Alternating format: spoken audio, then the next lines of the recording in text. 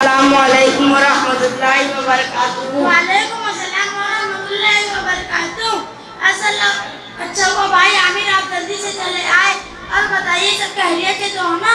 جی الحمدللہ، اللہ کا شکر ہے۔ ارے سالم، یہ آپ نے گلے میں کیا پہن رکھا ہے؟ میں نے اس سے پہلے آپ کو پہنتے ہوئے نہیں دیکھا ہے۔ یہ تعویذ ہے، نظر بد شیطانوں سے بچنے کے لیے باندھ رکھا ہے۔ ویسے بھی آپ جانتے ہیں کہ آج ہمارے یہاں دعوت میں بہت سارے لوگ آئیں گے، کیا پتا کس کی نظر لگ جائے۔ لیکن سالم، تعویذ پہننا تو شرک ہے۔ کیا مطلب؟ دیکھو، ہم مسلمان ہیں اور مسلمانوں کے لیے تعویذ پہننا منع ہے۔ آپ صلی اللہ علیہ وسلم نے فرمایا، صحیح الجامع کی روایت ہے، جس نے تعویذ لٹکایا اس نے شرک کیا۔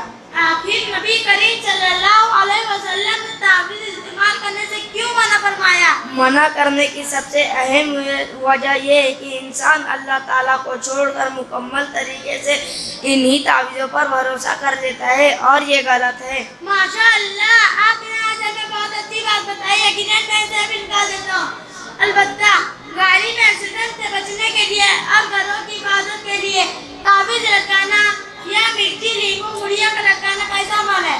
گاڑی ہو یا گھر، کہیں پر بھی ان چیزوں کا استعمال کرنا منع ہے، کیونکہ ایسا کرنے سے گویا کہ اللہ تعالیٰ کے علاوہ کسی دوسری چیز پر اعتماد اور بھروسہ کرنا ہے، اور اس سے کوئی فائدہ نہیں پہنچنے والا ہے۔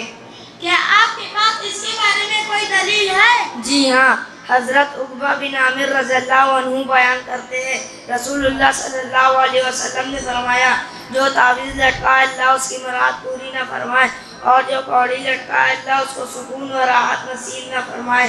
مسند احمد اور حاکم کی روایت ہے۔ ماشاء اللہ، ایک بات اور بتائیے، جو لوگ غیر کی باتوں کا دعویٰ کرتے ہیں اسے کیا کہتے ہیں؟ اسے کاہن کہتے ہیں۔ اس کی پہچان کیا ہے؟ اس کی ایک پہچان یہ ہے کہ آپ لوگوں کو سڑکوں پر دیکھیں گے، وہ پنجرہ لے کر بیٹھے ہوتے ہیں، اس کے پاس ایک طوطا ہوتا ہے جو آدمی کے لیے پنجرے سے ایک کارڈ نکالتا ہے، جسے وہ پڑھ کر سناتا ہے اور اس کا مستقبل بتاتا ہے۔ کیا اس کے بارے میں کیا اس کی اور بھی کوئی پہچان ہے؟ ہاں، کچھ لوگ ہاتھ اور پیر کی لکیروں کو دیکھ کر اس کے مستقبل کے بارے میں بتاتے ہیں۔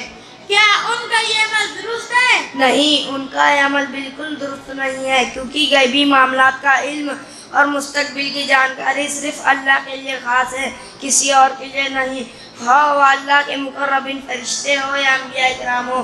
آپ صلی اللہ علیہ وسلم نے فرمایا، جو شخص کسی کاہن نجومی کے پاس آ کر اس سے کوئی بات دریافت کرے، پھر اس کے بیان کی تصدیق کرے تو اس کی 40 روزوں کی نماز مقبول نہ ہوگی۔ صحیح مسلم کی روایت ہے۔ کیا آپ مجھے کوئی خاص نصیحت کرنا چاہیں گے؟ دیکھو سالم، یہ بات ہمیشہ یاد رکھنا، اگر کسی شخص نے غیر دانی کا دعویٰ کیا ہے، چاہے وہ عالم ہو یا فقیہ، پیر ہو یا ولی، وہ سب سے بڑا جھوٹا ہے، کیونکہ اللہ تعالیٰ نے بار بار قرآن حکیم میں فرمایا، غیب کا علم اور غیب کی چابیاں صرف میرے لیے خاص ہے، کسی اور کو اس کا علم نہیں دیا گیا ہے۔ لہٰذا ہمیں چاہیے کہ ہم عقیدہ توحید پر اپنی زندگی کو گزاریں۔ اللہ ہمیں صحیح معنوں میں عقیدہ توحید پر قائم و دائم رکھے اور اسی پر ہمارا خاتمہ فرمائے، آمین۔ آمین۔ السلام علیکم ورحمۃ اللہ وبرکاتہ۔ وعلیکم السلام ورحمۃ اللہ وبرکاتہ۔